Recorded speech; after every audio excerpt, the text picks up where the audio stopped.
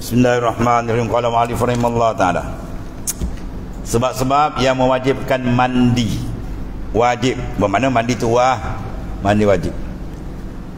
Masalah 13. Sebab-sebab yang mewajibkan mandi 6 perkara. Kalau ada sebab ni, wajib seorang tu mandi. 3 daripadanya bersekutu antara laki-laki dan perempuan. Laki-laki pun ada sebab ni, perempuan pun ada. Pertama, jima'. Dia macam jamak kan? Jima'. Iaitu apa jima'? Bersetubuh. 2 tubuh jadi satu. Itu panggil bersetubuh panggil. Ya, bersatu tubuh panggil. Yang ni memasukkan zikir. Betul? Dah silap baca kan. Memasukkan zikir ke dalam barat panggil. Sudah kena tahu ambil tasbih pula. Memasukkan akan zakar panggil dalam faraj. Ya, tu. Ataupun dubur. Sampai tenggelam kepala takuk. Habis sebut ini kena dengar ni. Kau tidak tak faham. Ya. Arab panggil apa? Khasyafah. Takuk dia panggil khasyafah. Banyak hukum tuan tu. Ya, Pak Dogo tu jangan main-main tu. Ya. Hukum zina kat situ. Kalau orang tu nampak macam berzina kan, tiba-tiba dia tak gaib khasyafah, dia tak panggil zina lagi kan. Tak kena hukum, tak kena had. Tu. Dalam adab muhallil situ juga tempat dia.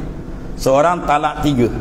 Dia talakkan isteri dia 3. Ya, dia panggil bain kubra. Nak balik pada isteri balik tak boleh. Kecuali isteri dia kena bernikah dengan orang lain itu. Kemudian jima' sekurang-kurang sekali, kemudian cerai balik, habis iddah baru boleh rujuk balik. Jadi makna jima' bermakna apa? Dia kena jima', dia nikah, dia kena jima' kurang-kurang sekali. Apa tarik jima'? Ghaib hasyafah. Kalau tak ghaib hasyafah dia tak panggil jima', maka tak sah dia nak balik-balik. Ghaib hasyafah baru dipanggil jima', ya. Kemudian barulah dia cerai, mungkin ada baru dia pusing balik. Itu kalau tak dapat in kubra. Ya, maknanya hukum kat situ banyak tu. Ya. Sebab tu perempuan kalau berjima' kan, perempuan laki-laki dalam masalah apa ni? Kafarah puasa 2 bulan berturut-turut. Laki-laki kena ke perempuan kena? Perempuan kena tak? Sebab apa? Ada kata dia dahid, debu tertalicing, macam-macam. Sebab laki-laki yang ada makna pembatalan puasa dengan jima', perempuan tak ada. Faham? Faham tak? Takrif jima' ialah ghaib hasyafah. Takut mana ghaib hasyafah boleh panggil jima'. Kalau tak ghaib, dia tak panggil jima' lagi tu. Sekarang perempuan bila makna zakar laki-laki belum ghaib setengah, dia dah batal puasa. Sebab apa? Dia masuk pada idhalus syai' fil kubul fil fard. Masukkan sesuatu dalam rongga tubuh ke dalam kubul dia, dalam kemaluan dia. Dia masuk dah batal. Bila dah batal, makan dijimak tadi tak kena lah. Sebab tu kalau orang cenekil dia nak berjimak, dia makan dulu. Bulan puasa kan, dia kena teradik dulu lepas tu dia jimak. Hukum dia kena tak kafarat? Tak kena. Sebab jimak dia tu bukan jimak yang membatalkan puasa, sebab puasa dia dah batal lah. Sebab ni tak ada kat perempuan. Ya. Sebab perempuan sebelum pergi pada ta'rif jimak, dia sudah batal puasa dia batal dulu. Dengan makna memasukkan sesuatu dalam rongga terbuka. Faham? Itu saja. Tiada siaran ulangan. Habis tu. Kan cerita kan dia tak tahu kan, terbongeng-bongeng kan. Malu ada, lepas tu tak tahu. Banyak juga kadang nak mengaji banjir dia malu. Dia mandi hadas. Kemudian mandi hadas tak duduk. Hukum dia tak sah kan. Ya, sebab bila mandi hadas jaga dia satu dia masyraf. Kalau kita buang air kan, kerutan dubur tu dia akan keluar. Maka ulama fiqh meletakkan itu hadduz zahir. Anggota zahir wajib dibasuh. Kalau tak basuh bermakna mandi hadas dia tidak sah. Dia tidak sah, semayang dia tak sah. Habis kena qada wali amal. Dia usul tak belajar, usul nak ajar dia malu tak bertempat. Ya, malu tak bertempat. Lain kau buat maksiat tak malu pula. Ada banyak tuan rumpun je cerita. Dah 3 orang anak mandi hadam dia. Kesian kita tengok kan. Kalau kita marah pun kesian, sedih. Ya. Sebab ilmu penting. Syukur banyak kita boleh dapat hidayah daripada Ta'ala. Bukan nilai dunia kan. Ya. Nilai hidayah besar. Jadi kalau kita buang air besar, bila kita teran najis, benda tu akan keluar kan. Kerutan dubur dia panggil. Bila kita bangun dia masuk balik. Sebab tu kalau kita tak duduk, benda tu tak akan keluar. Mana benda tu tak terbasuh. Sama lah macam kita tak basuh tangan kita sikit anggota yang tak kata lagi, hukum tak sah. Ya, tu kena amat-amati. Ya. Kena duduk, teran sikit, maka basuh biar rata dalam mandi hadas. Kalau tidak menyebabkan tak sah. Pertama, jima' maknanya apa? Memasukkan zakar ke dalam farad atau dubur sampai tenggelam kepada takuk atau kadarnya. Ni kadar ni kalau tak ada, dia lahir tak ada menentang tu, hasyapah tak ada, atau ada digigit ke putus. Macam-macam pada orang yang telah putus takuk. Inilah maksud di setengah-setengah kitab mengatakan bertemu 2 khitan. Ya, izal taqal khitan, bila bertemu 2 khitan. Apa 2 khitan? 2 tempat kerat. Tempat kerat lelaki dan kerat perempuan bertemu. Bagaimana bertemu? Ghaib hasyafah, itu maksudnya. Kalau 2 bertemu dia tak ghaib kan ya? Ini ilmu luar biasa gitu. Ya. Bertemu 2 khitan. Khitan tu mana? Tempat kerat. Laki-laki dan kerat perempuan bertemu. Maknanya apabila bertemu bekas potong bagi laki-laki dan bekas potong bagi perempuan, jawab dia ghaiblah kepala takuk zakar ke dalam farad. Dari itu ya, jika digesel-gesel saja belum lagi mandi wajib. Ya, bermakna tak masuk itu hukumnya tak wajib. Ya, terang dah ni. Terang lagi bersuluh. Apabila ada 2 orang manusia melakukan perbuatan itu, sekalipun tidak keluar mani, dikatakan keduanya berjunub dan wajib atas keduanya mandi. Ya, dia bila masuk dia hasyapah ke dalam farad, hukum dia wajib mandi, sama ada inzal atau tidak. Sama ada inzal keluar mani atau tidak, wajib mandi. Itu makna junub. Ya. Kalau sekiranya tidak masuk keluar mani, maka wajib mandi sebab dia berhadap sah. Tak panggil junub. Bila hadap sah wajib mandi juga. Faham? Itu maknanya. Tapi kalau mimpi, dia mimpi berjima', maknanya ghaib hasyafah. Bangun-bangun tak ada apa kesan, tak ada air ke, tak wajib mandi. Sebab mimpi bukan jima' tu, mimpi saja. Tapi kalau inzal baru dia mandi. Mandi tadi sebab inzal, sebab keluar mandi. Itu maksudnya. Ya. Habis. Tetapi jika orang yang hidup memasukkan zikirnya, betul, memasukkan akan zakarnya ke dalam farad perempuan yang telah mati. Ya. Ni nak segila ni. Tapi ada berlaku kan? Seorang ulama, orang panggil ulama anak mayat. Laki dia meninggal, bukan? Minsinggan dia tak meninggal. Ya, terpaksa kena jima'. Jadi isteri terpaksa jima'kan dengan sekali jima' dengan mayat suami dia tadi. Dah jima'kan barulah maknanya selesai. Tiba-tiba jima' kali akhir lekat benih. Itu kuasa Ta'ala tadi. Lekat benih. Dapat anak. Aku jadi ulama besar. Orang panggil ulama anak mayat ini. Ya, ada cerita ulama anak mayat panggil. Anak mayat jadi ulama. Kita tak jadi mayat, tak jadi ulama. Sebaik tak jadi ular dan semak. Ya, atau ada cerita maknanya apa? Berlaku gitu. Bahawa hukum fiqh dia mendahului tadi. Ulama fiqh ni Allah Taala berikan ketajaman pemikirannya. Dia takdir masalah kadang-kadang berlaku. Syekh Ali As-Subramulasi, dia takdir zaman dia, kalau sekiranya seorang tu di udara, maka sah semayang ni menghadap ke masjid. Pada zaman tu kapal terbang apa tak ada gitu. Ya, sah semayang. Sekarang kita pakai fatwa dia. Ya, semayang di udara hukum dia sah. Apa fatwa Syekh Ali Subramulasi, ulama buta kan. Ya, pada zaman dia tak ada kapal terbang dan lain layang pun tak ada. Tapi fatwa dia sudah mendahului. Ya, itu tajam fikiran para ulama fiqh yang telah kurniakan. Ya. yang telah mati wajib atas dia mandi, tetapi tidak diulang mandi mayat. Mayat tak payah mandi sebab dia tidak ada hukum taklif lagi dah. Tidak mandi kan dah, dia dah tutup. Sebab satu cerita jadi tuan guru saya masa dengan dia pondok kan dulu, tuan guru dia orang minta kalau ada kematian di kampung-kampung, dia mintalah tuan guru dan pelajar pondok semua datang sembahyang kan. Maka tuan guru bagi satu syarat. Syarat dia apa?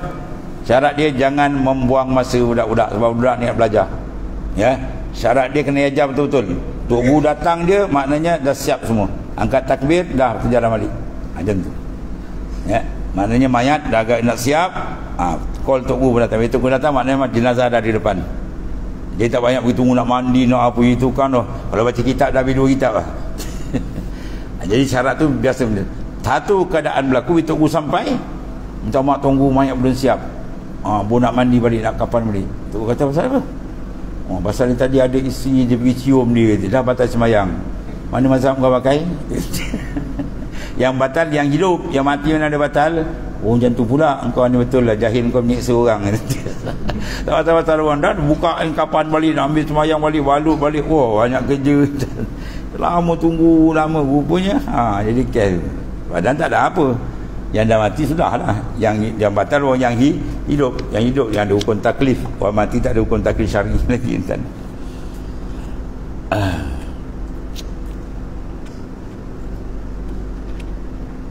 Demikian juga jika laki-laki memasukkan zakarnya ke dalam farad, dia tak kira farad manusia, marah apa pun sekalipun, binatang ke, atau duburnya seperti monyet, lahir monyet hijau, biri ke kan, dan monyet, dan masukkan zakarnya ke dalam farad perempuan, nasi wajib mandi atas laki-laki dan perempuan. Ini ada juga nafsu apa, nafsu gila babi ni. Dengan kuda warna jimat, dengan binatang warna jimat, macam-macam hal dan ni. Tapi hukum sama tu. Yang wajib dimandi tu. Dia raib asyafah. Yang kedua, keluar mani. Tadi bertemu, yang ni keluar mani daripada seorang laki-laki atau perempuan, sama ada banyak atau sedikit, setitik aja wajib mandi. Seperti 1 titik, sama ada jaga atau tidur, dia dijaga keluar ataupun tengah tidur dia keluar mani, wajib mandi. Ada nafsu syahwat atau tidak, biasanya ada nafsu baru dia keluar, tiba-tiba tak ada nafsu dia keluar juga, maka wajib juga. Sebab apa? Dalam hadis innamal ma'u minal ma', sesungguhnya wajib menggunakan air. Itu makna innamal ma', makna air, makna air mandi, dengan minal ma' daripada sebab air, mana air kedua air mandi, itu maksudnya innamal ma' minal ma', sesungguhnya air daripada air. Apa maknanya? Sungguhnya wajib menggunakan air mandi dengan sebab keluarnya air mani. Itu maksudnya. Habis. Kemudian sekiranya ia bangkit daripada tidur, didapatinya ada air mani pada kainnya atau cadarnya yang tak mungkin dari orang lain, dia tidur seorang dia dan dia tak berkawan dengan jin. Ada orang berkawan dengan jin kan, boleh menikah dengan jin? Tak boleh nikah. Haram bernikah dengan jin, jamhur, kecuali Ibnu Yunus seorang dia mengatakan boleh. Ibnu Yunus, kalau dia kata boleh menikah dengan jin, besok dia bosia perut dia buncit, orang kata apa? Bapak saya jin. Jawab kamu tak boleh tangkap kan. Melambat-lambat mengandung tu kan, orang nak tangkap mana bapak? Ada bapak dia apa? Bapak dia jin. Wah, pening kepala jawab kamu. Semua bapak jin ini kacau begini. Tapi ada satu ulama je, Ibnu Yunus saja yang mengharuskan, tapi jamhur kebanyakan menjadi ulama tak boleh, banyak masalah berlaku. Ada orang kahwin jin ni, kan tengok dia masuk dalam hutan kan, dia cakap seorang-seorang, rupa dia nampak, kita tak nampak, kasyaf tu anda tu kasyaf lain. Kasyaf jin. Habis Tetapi kalau syak ia boleh jadi daripada diri atau daripada orang lain. Umpama ia tidur berdua atas satu katil, nasai sunat saja mandi. Dia tidur 2 atas katil, tiba-tiba bangun pagi cadar tu ada kesan. Dulu tak mengaku. Ni kau punya, kau punya, kata kan dia berlawan. Nama DNA tak dibulalat. Jadi ketika itu apa hukum dia? Sunat saja dia mandi, ya. Sekiranya perempuan lepas jima dan lepas mandi tiba-tiba keluar mani suaminya, ya, dia lepas jima terus dia mandi, duduk sebentar dia rasa macam keluar, tengok yang keluar tu air mani suami dia yang telah ada dalam faradnya, tiada wajib diulang mandi lagi sebab tu bukan mani dia, itu mani suami, ya. Tapi batal wuduk tak? Batal. Mani yang wajib mandi tidak membatalkan wuduk. Mani yang tak wajib mandi batal wuduk. Dia ingat macam tu ya, kan? Itu nak tanya, kita lupa. Mani yang keluar wajib mandi. Mana mandi dia? Maka mani ni kalau keluar wajib mandi, wuduk tak batal. Sebab tarikh batal wuduk apa? Khuruju syai' min sabilain illa mani. Ya, perkara yang batalkan wuduk ialah khuruju syai', keluar satu min sabilain, daripada dua jalan, kubul atau dubur, kemaluan depan atau belakang, keluar aja batal, illa mani, melainkan mani. Ya, mani tak batal, tapi kena mandi. Ya, itu mani diri dia. Satu pula mani yang tak wajib mandi tapi batal pula, itu balik, itu mani tadi.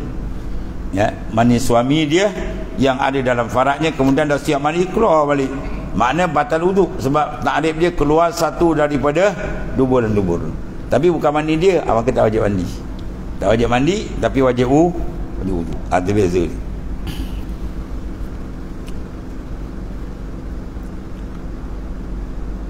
Mana tadi? Dia tidur berdua, tiba-tiba dia tak terpasti, maka sunat saja.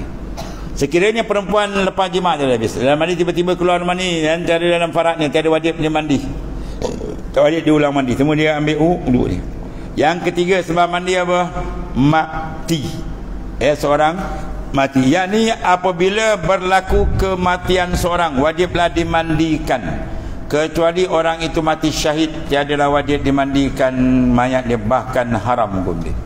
Bahawa orang yang syahid, mana orang yang ada kemuliaan, dia membela agama Allah, berjuang bukan dengan harta saja, dengan wang ringgit, dengan masa, tenaga, bahkan dengan nyawa dia bagi. Waktu hebat ni, waktu kemuliaan di akhirat saja. Sebab tu kalau dia mati kita balutkan dengan pakaian bunuh dah. Kalau tak cukup baru balut dengan kain lah lain, jangan dibuang. Itu satu kemegahan yang diridai oleh Allah Ta'ala besar. Syahid berjalan Tuhan, dia buat dua je, kapankan dengan kain juga, kalau tak cukup tambah, kemudian kebumikan. Tak payah dimandi, tak payah sembahyangkan. Kita sembahyang doa, nak doa dia dah direct syurga. Kita ni belum tahu lagi. Ya, buat malu ke dia.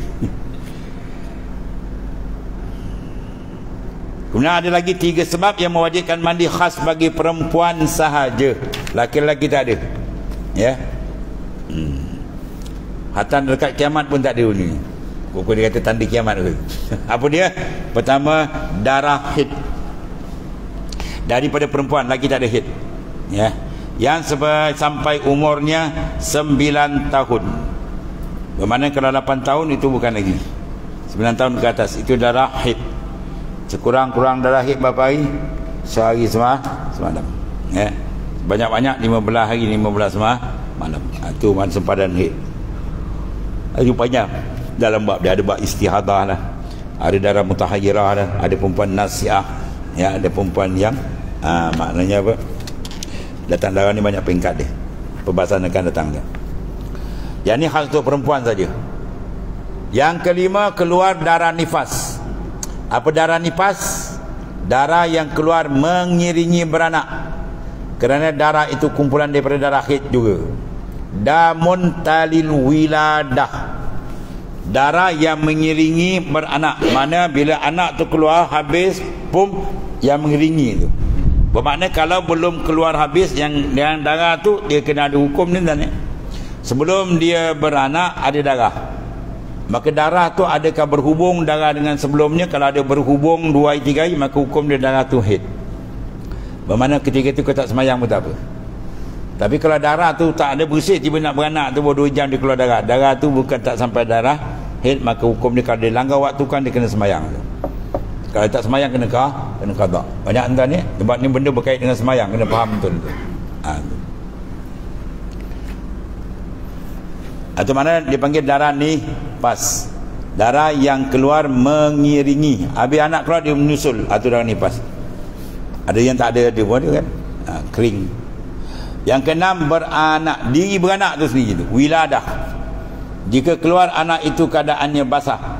Kalau tidak basah, kering. Maka di sisi kaul yang asal wajib mandi juga. Maka setengah daripada yang lain mengatakan tak wajib mandi. Ya. Maknanya keluar anak tadi kan basah, tu kena mandilah. Tapi kalau anak tu kering, tak ada darah sikit pun, bosai kering terus. Apa hukum dia? Dua kaul. Satu pendapat wajib mandi. Sebab apa? Anak tu sendiri ialah dipanggil maniyun munaqid. Anak tu dipanggil maniyun munaqid. Mana mani yang bercampur. Anak itu ada mani dia dan ada mani isteri. Bermakna anak tu keluar seolah mani keluar. Dia mani keluar, hukum dia wajib mandi. Itu dia. Itu kalau kering. Kalau basah dia ikut darah nifas tu lah, ya. Ada setengah kata tak wajib mandi. Kemudian fardu mandi hadas ni. Fardu atau rukun mandi hadas 3 perkara. Yang pertama, niyatun. Ya, tidak niat mengangkat hadas junub atau mengangkat hadas besar. Ya, pertama niat, iaitulah niat mengangkat hadas junub atau mengangkat hadas besar, atau niat mengharuskan fardu sembahyang, atau niat fardu mandi, atau menunaikan fardu mandi, atau mandi yang fardu, atau mandi yang wajib. Sekiranya mandi sahaja tiada memadai. Macam-macam niat boleh pakai itu. Tapi biasa kita pakai apa? Sahaja aku mengangkat hadas yang besar. Itu biasalah tu. Masuk semua tu. Ya, kalau head lah perempuan, kalau nipas. Yang khusus ada niat am.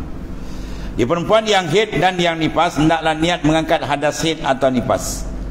Ya, saya mengangkat akan hadas head atau hadas nifas. Dan niat itu wajib disertakan tekala mula membasuh anggota. Bukan niat angkat hadas besar boleh, itu umum. Tapi nak khususkan niat angkat hadas head lah, kalau nifas lah. Di perempuan yang haid dan nifas tu, hendaklah ia mengangkat hadas haid atau nifas. Kemudian niat itu wajib disertakan tekala bila mula membasuh anggota. Itu yang terbaik. Ya, wajib disertakan niat. Kemudian tekala mula membasuh anggota supaya ni dikira basuhan anggota itu. Bermakna kalau dibasuh, dicurahkan kepada dia, niat tak nak masuk lagi. Dah separuh dicurah baru masuk niat. Maka yang separuh tu lagi. Yang lepas tadi kiman biasa, itu maksudnya. Bukan maknanya dia mesti iktiran serentak, kata kasar tak. Ni yang banyak orang silap faham ni, yang menimbulkan was-was. Yang ambil air kan dituang, pum serentak niat. Dia tuang-tuang tak serentak, ambil lagi. Tuang tak serentak, lama-lama merah mata kan. Macam pontianak orang. Ambil air tuang aje lah. Tuang tu niat dia. Mana kalau dia serentak, itu yang terbaik, terus pakai. Kalau dia tuang lagi, belum lagi, kemudian baru dia masuk. Start daripada masuk tu kira lah. Kerana kalau dituang sini tak niat, kemudian dah kat anggota kang sini baru dia masuk niat, yang sini baru kira, yang sini tak ada apa, kosong ulang balik. Tu maknanya. Ya. Yang banyak silap faham tu dia ambil wuduk je tu, tak masuk gini. Berhenti kejap, nat. Macam-macam tuan ni. Ada itu anda pernah jumpa. Dia niat semayang. Ya. Dia duduk masuk sablok. Allah salli. Allah 10 kali tak masuk kan. Lepas tu dia undur belakang, dia duduk kat belakang kejap. Oh, dia lihat kejap. Imam nak rokok, dia buka Allah aku. Tu masuk je. Oh, pandai pula dia. Bagi tahu kan tak dapat rokok kan, tak dapat rakaat kan. Dia angkat terus rokok ni. Masuk pula rokok. Macam-macam. Itu ahwal jangan dilayan. Tapi kita dalam fiqh, kalau sekiranya dah teruk sangat sampai 15 kali tak masuk, dia boleh niat dahulu daripada takbir. Boleh. Kubailatul takbiratul ihram. Itu dalam Iqna' Abi Suja' kata. Kalau dah sampai nak bala dia dengan ni, orang tengok dia pun kesian. Ada cerita kelakar budak-budak kan, dia tengok kawan Allah, dia dah sembahyang, dia tahu dia pun tak masuk lagi dia. Itu dengan diri sembahyang pun batal. Agak digeram nak tak masuk Allah. Kesian tengok kan. Jadi boleh niat dahulu. Dia niat aja pup tu takbir. Boleh. Dan mazhab lain semua macam tulah, luar kan. Kita mazhab Syafi'i ni ada maknanya halus sikit dia kena serentak. Niat itu wajib disertakan untuk apa tu? Supaya dikira. Tu mana? Manakah tak serta yang niat tu dikira lah. Maka sekiranya niat itu dimulakan selepas membasuh satu anggota, kenalah dibasuh semula anggota yang tidak berserta. Ini kata tak wajib, bukan makna di awal tu kena serentak. Maknanya kalau dibasuh tadi anggota, kepala tak masuk niat lagi, tiba kat tangan baru masuk niat, maka kepala kena ulang balik lah. Itu saja maksudnya. Yang kedua, menghilangkan najis lebih dahulu jika ada. Najis kat mana ikutlah, kat badan dia ke, kotoran, kalau dia menawi getah, jaga getah, jangan, mana kena jaga jangan ada hail, benda yang menyekat daripada sampai air. Tu kita biasa dakwat ni. Dakwat ni ada dua, satu dia panggil apa, asar, satu ain. Kalau bolpen biasa ain. Asar ni macam dakwat dulu pakai dakwat celup kan, dakwat cair, dia nipis je. Jadi kalau dia tutup itu dia macam bayang, dia kalau kena air dia hilang, air terserap. Tapi kalau dakwat kita pakai bolpen ni, ini ain. Bila ain, air tak lep, tak tembus. Maknanya dia kena sedar tu kena basuh balik, bersihkan balik, belum sembahyang apa, clearkan dulu. Jangan ada manik, benda yang menyekat pada anggota wuduk. Kalau kita ambil wuduk, kalau mandi ada satu badan lah, jangan ada benda yang menyekat air. Habis tu.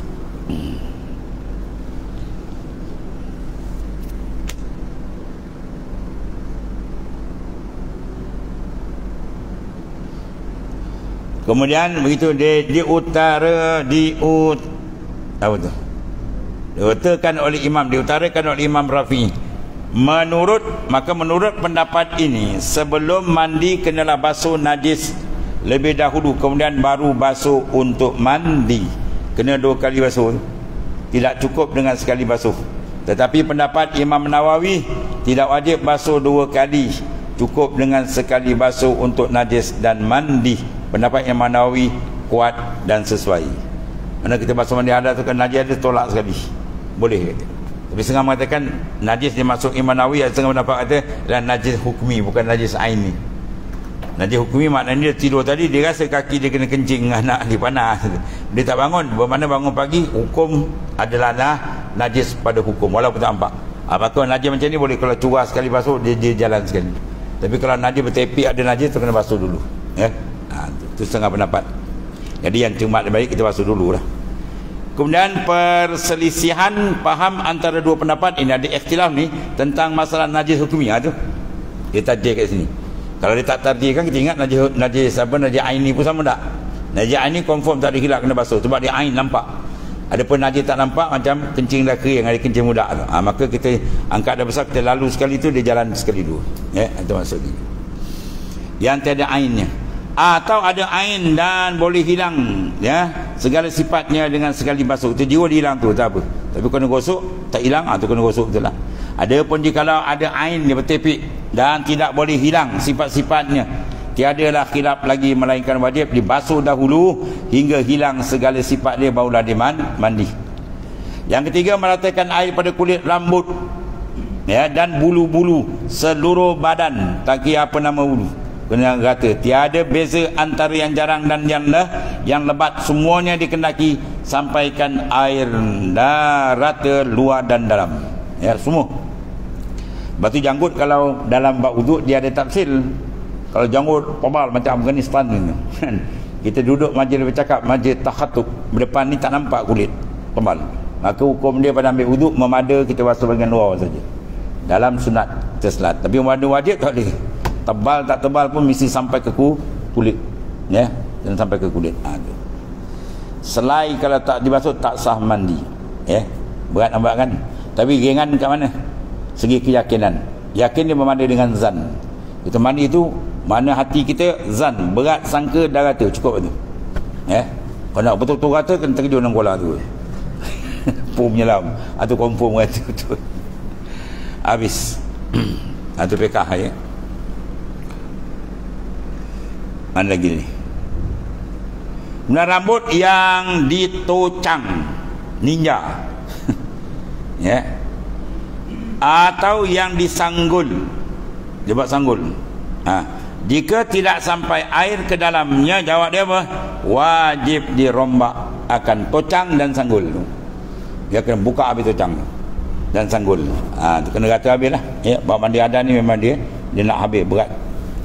dan rambut yang bersimpul dengan sendiri, jika tidak sampai air ke dalamnya adalah dimaafkan. Itu saja, dan tak payah dipotong sekalian sesekali pun banyak.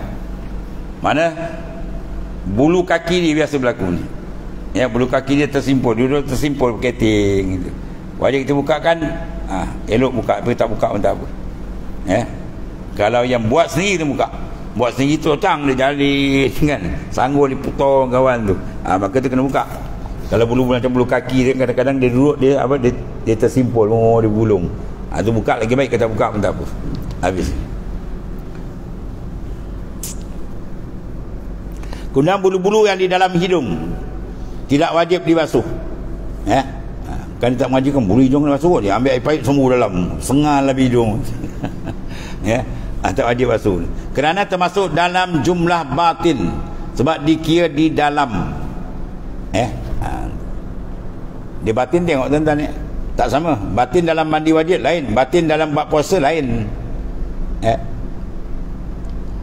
kalau batin dalam mandi wajib kan, kita rapat mulut, dia nampak ni merah bibir semua tu, itu dipanggil had zahir, wajib sampai air. Tapi kalau bab puasa kan, zahir dekat mana? Zahir keluar mulut kan, masih dalam mulut tu dia telan, kecuali kahak dia, atau ada beza. Sampai marahah dia telan, batal balik semayang, batal dia punya puasa. Kalau semayang pun batal, ya. Dia had zahir tak sama tu.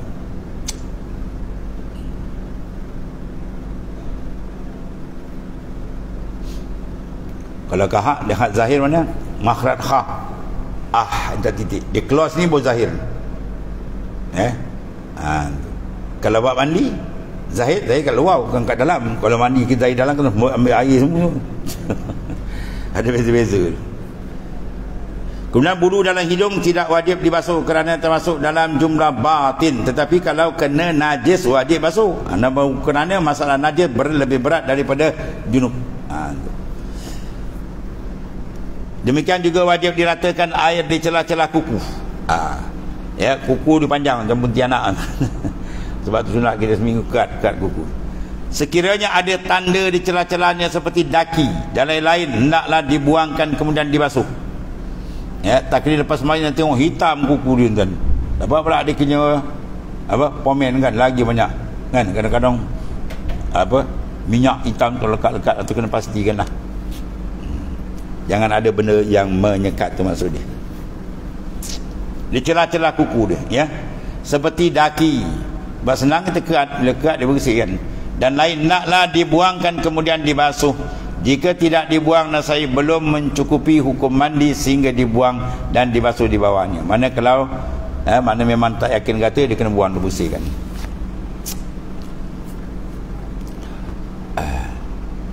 Tapak kaki biasa mana dia masuk kaki. Untuk tua dulu pergi ke sawah kan, kaki belakang tumit pecah. Bila dia masuk dalam sawah tu, dia punya lumpur tu habis melekat sejat. Lepas dia mandi atau dia ambil semayang tu, hitam tak dengar, tu kena basuh balik lah. Kalau wuduk niat sambung tak apa, kalau ada besar pun niat sambung tu, ya, saja kalau ada besar tempat ni, basuh bersihkan. Sebab apa? Dia manik tu, benda yang menyekat usulul mak, sampai air ke situ. Demikian juga wajib diratakan air di celah kuku. Sekiranya benda celah seperti daki dan lain, hendaklah dibuang kemudian dibasuh. Jika tidak dibuang, nasai belum mencukupi hukum mandi sehingga dibuang dan dibasuh. Kemudian orang yang zakarnya kulub, ya, tidak berkhatan, wajib menyampaikan air di bawah kulub dia. Kalau salah, laki-laki ni ada khilaf, setengah ulama tu wajib khatan, setengah kata sunat. Ya, tapi yang kuat mengatakan wajib khatan. Maka kalau sekiranya dia boleh khatan, maka naklah dibersihkan bawah tu. Kalau tidak, tak yang kata air tak sah. Dan orang perempuan wajib membasuh bibir farajnya yang terbuka tatkala dalam bertingkung, sebab dia kena bertingkung, ya, bertingkung yang mana nampak tu kena basuh, atau meningkung, kerana kedua-dua itu dianggap daripada anggota yang lahir atau punca dia. Dia kalau had batin tak wajib sampai, kalau had zahir wajib sampai, ya. Apa yang berubah tuan? Dia asal batin jadi zahir. Kebanyakan dia apa? Duri. Ya. Duri yang terpijak kat kaki kita tu. Dia tafsir, kalau duri tu kita cabut kan, berlubang tak? Berlubang, maka wajib cabut. Sebab dia dah jadi hukum had zahir. Tapi kalau duri tu kita cabut pun dia tak ada lubang, macam duri semalu kan, halus tu. Tu tak cabut pun tak apa. Dia, kalau dia besar macam jarum, macam apa, kepala paku jalan tu kan, nibung ke, itu termasuk dalam tu. Kalau kita terik memang dah jadi anggota zahir, berlubang nampak. Ketika itu wajib kita buang. Sebab dia dah bertukar had batin jadi had zahir. Tapi kalau tak ada apa-apa, kita cabut duri halus tu tak apa, tak ada masalah. Duri tu ada tafsir kat situ, ya. Sebaliknya, jika tiada boleh, hendaklah disampaikan di bawah kulupnya dengan sebab buta jalannya. Saya wajib dipotong supaya ia celik. Kecuali jika uzur hendak memotongnya. Dia kencing manis. Doktor kata kalau kerat juga sunat ke dia ni, jawab dia, silakan zakat dia hilang. Ya boleh habis tu pun tuan. Maaf, penyakit maaf. Ketika itu ada uzur. Dia keputusan doktor pakar. Bolehlah orang itu sembahyang macam orang tak dapat air, maknanya apa? Dan tanah. Untuk dibuat bersuci, makna meraihkan waktu dan wajib qada. Ni kalau sihat wali itu wajib qada. Tapi orang yang mati tidak harus dipotong kulupnya. Dia masuk Islam dan sebab sunat, isi dia meninggal. Ya, anak kerat dia dah mati, tak payah. Itu menghinakan mayat, tak payah. Allah, tidak wajib dipotong kulupnya masa mandi mayat tu, kerana yang demikian itu membawa kepada menghinakan mayat. Ya. Bahkan ditanam mayatnya dengan tidak payah disembahyangkan menurut pendapat Syekh Ramli. Syekh Ramli kata dah dia tak ada apa, tak ambil wudu kan, cukup tak syarat, tak payah mandi, tanam itu je. Tapi sebenarnya orang dapat kata semayang. Berkata Syekh Ibnu Hajar, hendaklah disemayangkan juga. Ya, tu. Dan dipakaikan tayammum, ganti daripada basuh kulut tadi, dia tayammumkan, kata Ibnu Hajar. Maka Ibnu Hajar dengan Syekh Ramli mana kuat pendapat dia? Kuat pendapat Syekh Ibnu Hajar. Itu dalam mustalah fiqh. Dan wajib juga dibasuh lubang dubur. Tengok ni. Last ni. Lubang dubur dikembangkan sedikit, lepas tu kena duduk. Waktu mandi macam ketiga tengah berak. Macam dia buang air besar kan, dia tekan keluar, tu wajib tu. Ya, masyrabah itu maknanya yang kerutan dubur, wajib disampaikan air. Kalau tidak menyebabkan tak sah mandi. Kalau tak sah mandi, semayang tak sah, dia melarat. Jaga tu. Habis. Kemudian sunat-sunat mandi, wallahu a'lam.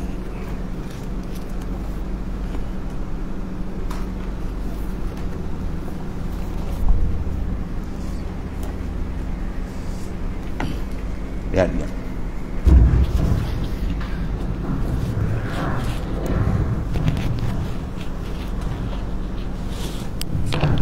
Puluh 45 masuk dia dulu Nabi.